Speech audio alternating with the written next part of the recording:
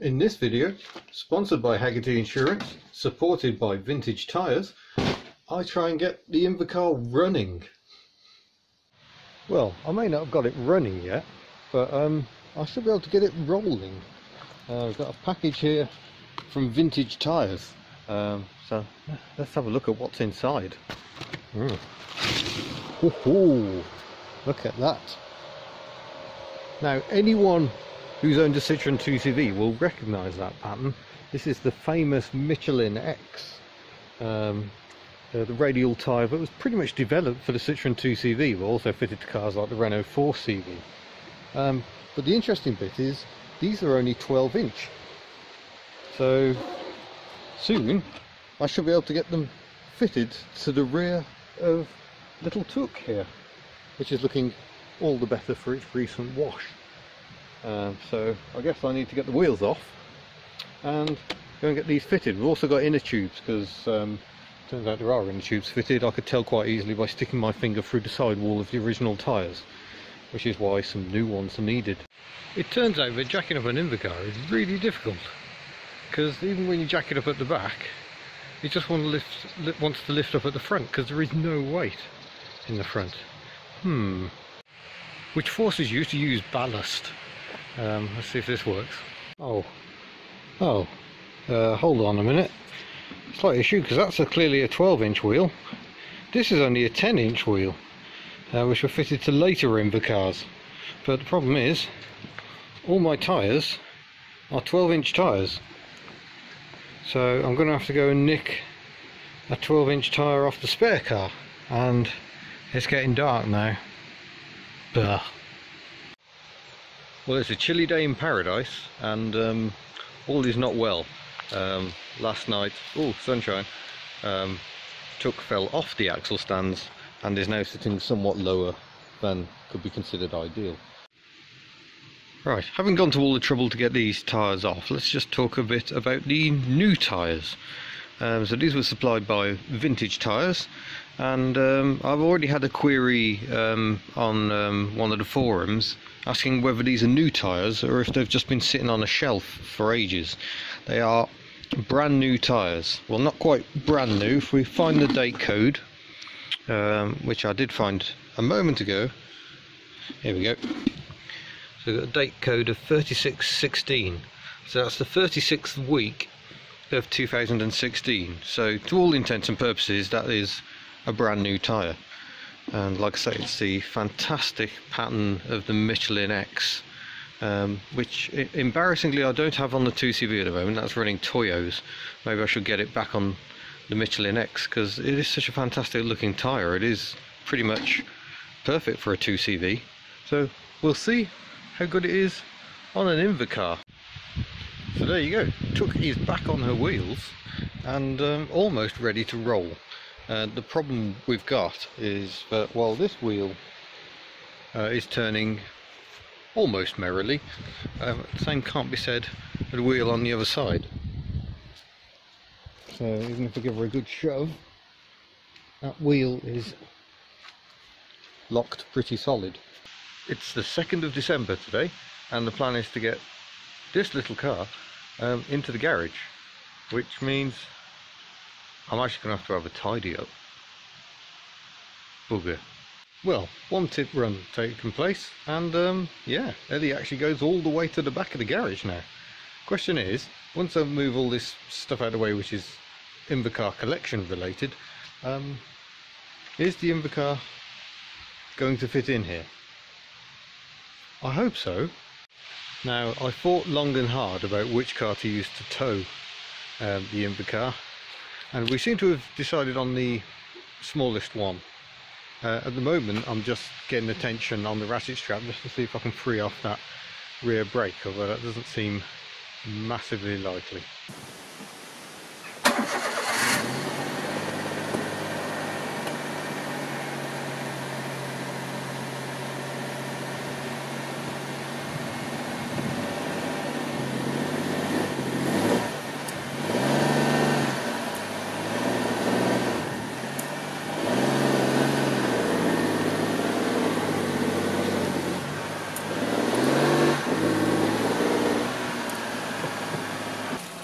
Right, got some boards under the seized wheels.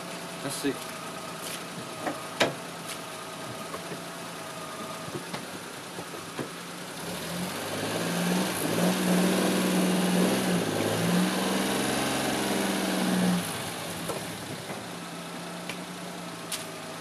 Encouraging.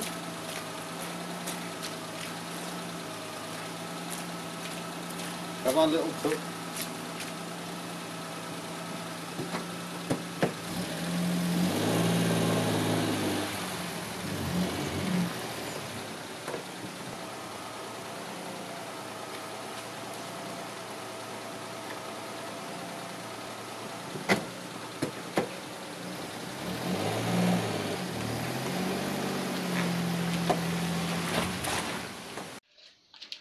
Hey, she's getting there, using the 2CV as a ground anchor, trying to pull little Took into the garage, ably assisted by my lovely wife.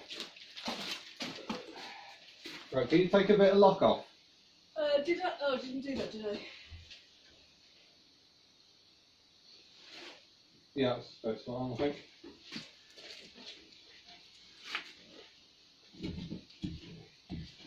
Oh, come on, Took, you were going.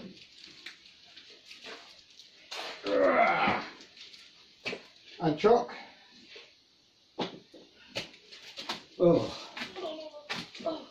Right. Turns out pulling an Invacar with a seized wheel is hard work. Push and pull. Yep.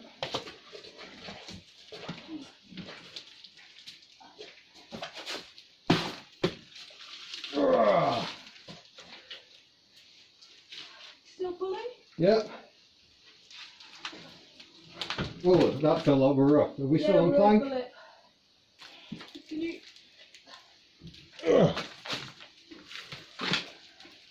There we're in. Hey!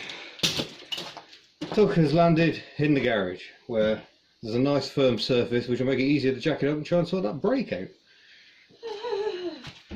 Indeed, tea time. Tea.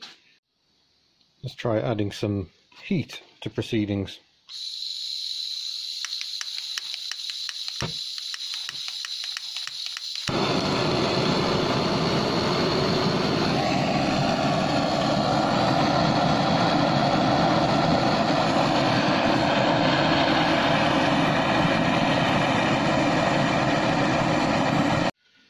Well,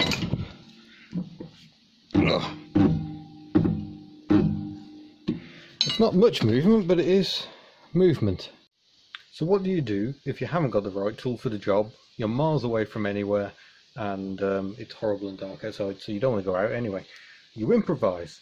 So I've managed to make a 1/4 inch square drive using mole grips and a socket, which isn't quite round anymore, but then I think I'd hammered that on something before, so it's no great loss. And that has now backed it off to the point that drum's nice and loose. Let's see if we can get it off and have a look inside. Okay, that's interesting. We've got the drum off. Not too difficult in the end, needed a bit of jiggling. Seems fairly clean in there. I'm sure it'll clean up nicely. Decent bit of meat on the pad, bit of penetrating oil has got through, so they'll need at the very least a clean up, but probably replacing. But even when I got the drum off, it was still proving very reluctant to turn. It does now turn. Now I've got both wheels off the ground. It's the sweetest thing ever. Do you want to hear the first sound of a Took? Where's the column still gone? Under here somewhere. Here we go.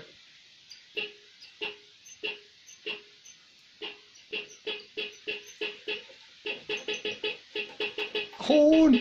Horn! It's not a very loud horn, but it's a horn nonetheless. Oh my gosh. This is so amazing. Right, we're on a fuse mission. There we go. Found it hiding under that plastic box. The fuses look alright, but it's very mucky in there. Let's see if that makes any difference at all. Well, now I've nicked poor Ellie's little lithium ion battery, and that's now wired in. Already the dash lights are much brighter. Look at that. And yeah, the side lights are working. Not that there are many side lights actually. Oh no, we got them at the front. Look at that, we've got side lights going on. We've got one side light going on at the back.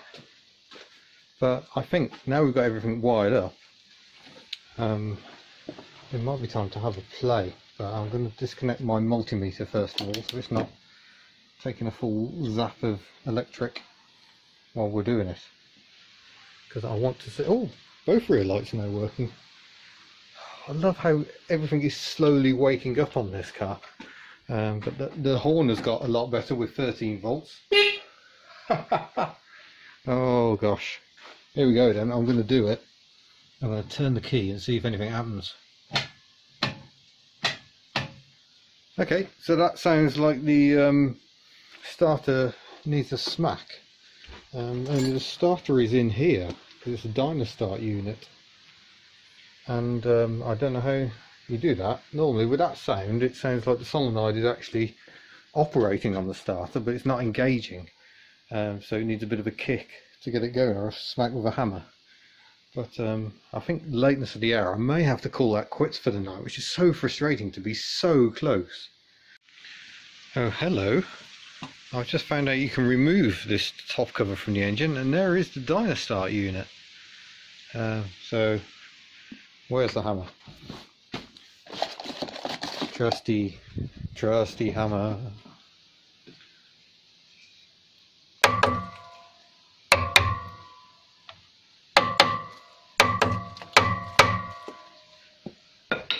I mean, it's just got to be done, really, hasn't it?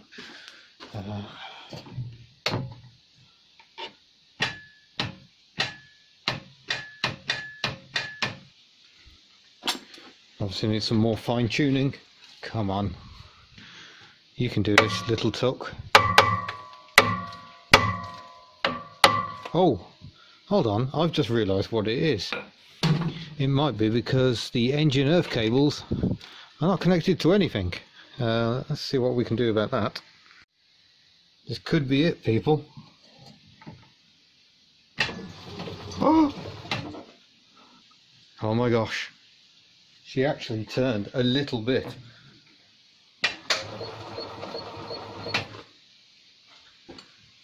Gosh, look at the dust come out.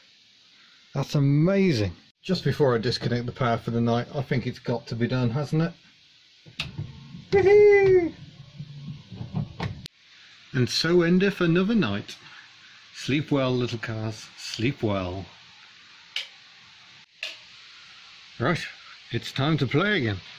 So yeah, I think I'm going to have a bit of a tidy up first of all. I think I'm going to take the old knackered battery out and insert my little Super B lithium ion battery that I've been testing on the 2CV. Works very nicely, puts out a healthy 13 volts as a standing voltage, so really helpful when you're trying to revive ancient stuff.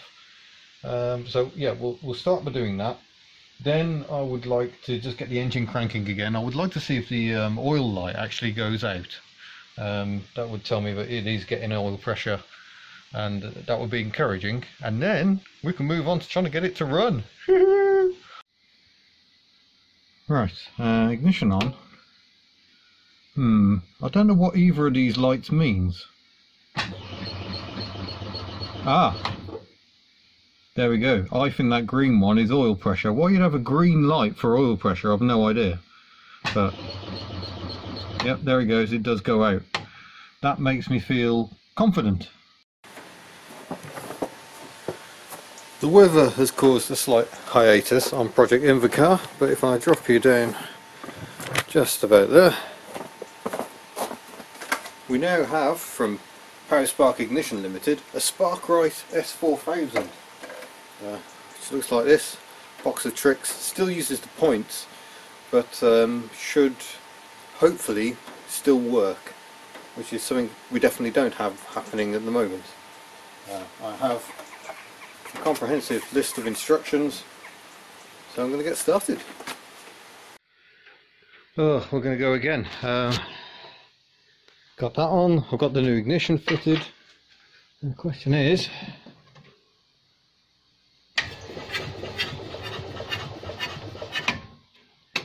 that battery pack hasn't got enough juice in it. I've got some assistance from a handy little nipper. So we've got that on the jump leads. Now you can see, oh, I've never seen the ignition lights this bright before.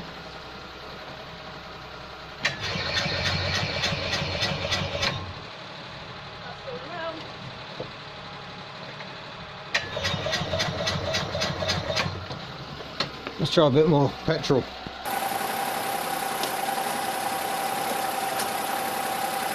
Ooh.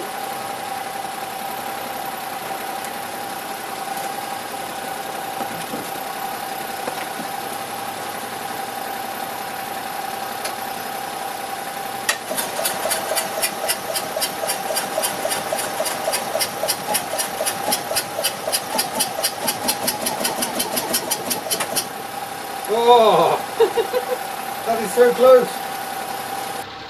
Try a little less choke and a little more throttle.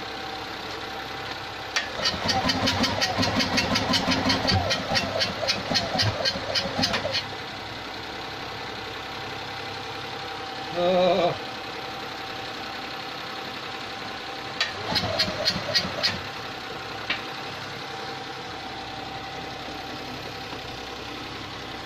I think some pondering is in order.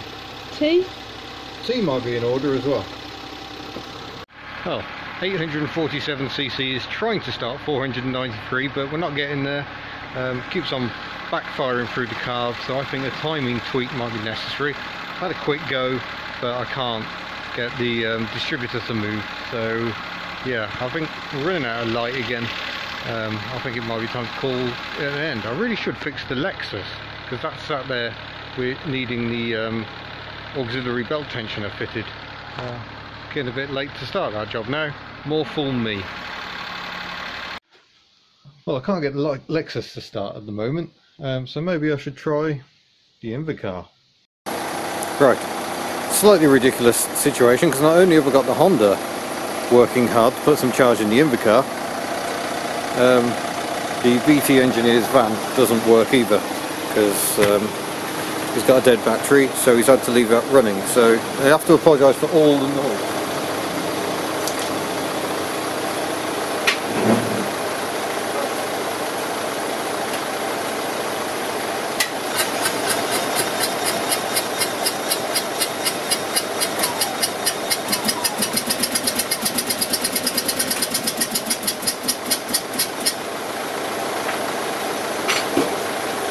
One cylinder definitely firing.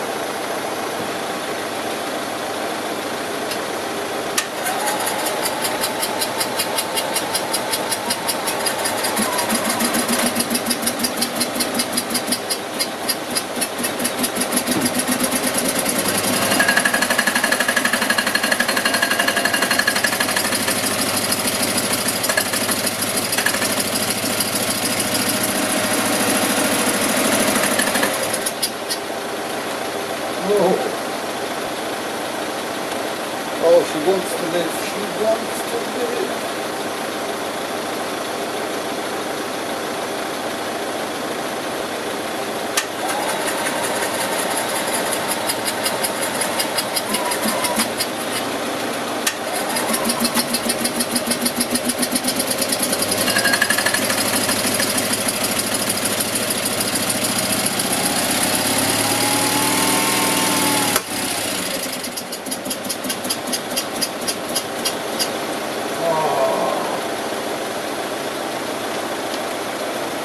Well, that is fantastic. She does actually run. I don't think fuel's getting through, it's only running on the fuel I put in the car. But still, that's marvellous. She has made noise for the first time in 14 years. Wow. Right, so I actually had the pump off and checked it, and it does actually pump. It's quite easy. I just took it off and gave it a squeeze. I could feel suction, so that suggested it would work. So I rigged up a feed from this can. That's the line that goes to the tank. We're not getting anything out of that. It could be a blockage in the pipe, it could be there's a problem at the sender end. But for now, this seems to work, I think. I've had the engine spinning over and we've managed to draw a bit of fuel in. So let's see if this time we can get it to start.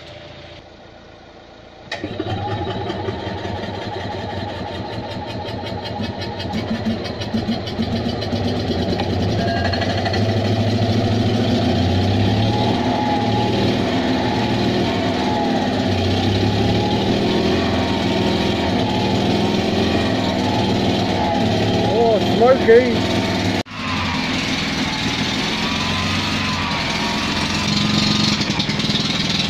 What's the exhaust gone?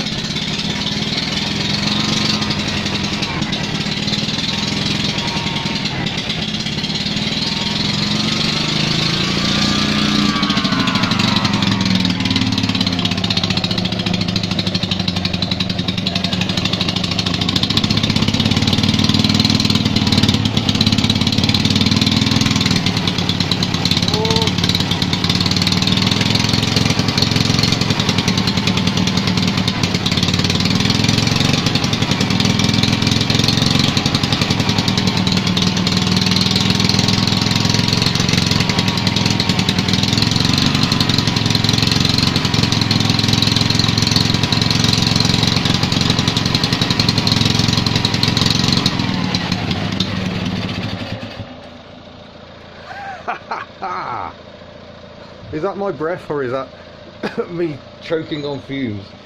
Oh, look at that, we got oil burning off here, burning off there. So there we go, that is the end of this stage of the project. I approve, she will run. We've got some way to go before we're on the road, but stay tuned for more adventures, and yeah, here we go. Right, if I can calm myself down sufficiently, I shall say thank you very much for watching. Thank you to Hagerty for sponsoring this ridiculous adventure, and in the next stage we'll see if we can actually get her driving around. I fear there's some work to do before then, but yeah, there's nothing quite like having a car running, is there? So thank you for watching. Don't forget to subscribe, leave comments below. I like to have a chat with you all. There are over 6,000 subscribers now, so thank you very much for that support. And yeah, I shall see you in another video. Farewell.